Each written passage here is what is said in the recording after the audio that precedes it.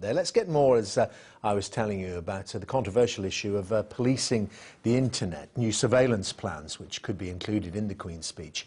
Our media and technology correspondent Katie Stallard has more now on the divided opinions about what it all might mean. The government says we need better digital surveillance to defend our national security, to protect us from serious criminals and terrorists. Opponents say it's an unjustified mass invasion of privacy. These are very dangerous measures. They cross a line.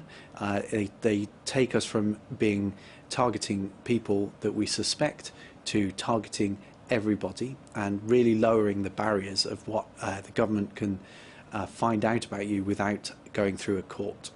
When police raided this house in a small Lincolnshire hamlet, they found an industrial-sized server used in the distribution of millions of images of child sex abuse. Using that data, 4 men were convicted in the UK, and police have followed that email trail to hundreds more suspects worldwide.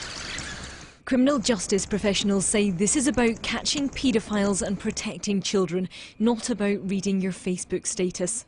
What if we didn't have legislation that allowed us to keep up to date with the criminals, and in 6 years from now we weren't able to investigate rapists, child abusers or terrorists?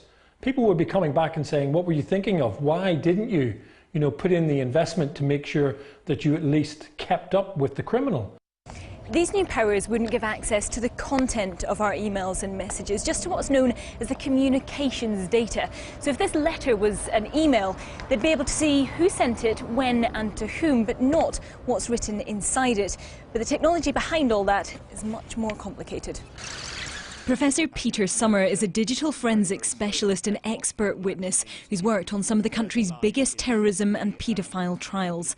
Separating content from communications data, he told us, will be complex and costly.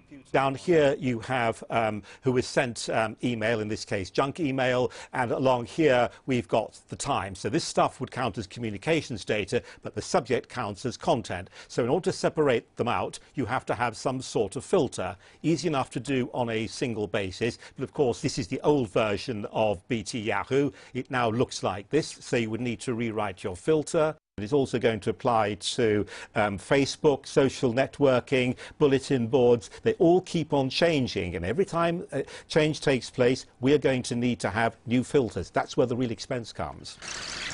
The government insists it does have the technology to make this work, and that it will only be used in criminal investigations.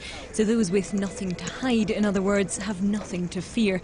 Privacy campaigners say this is a digital line that, once crossed, will give the government unprecedented access to monitor the internet.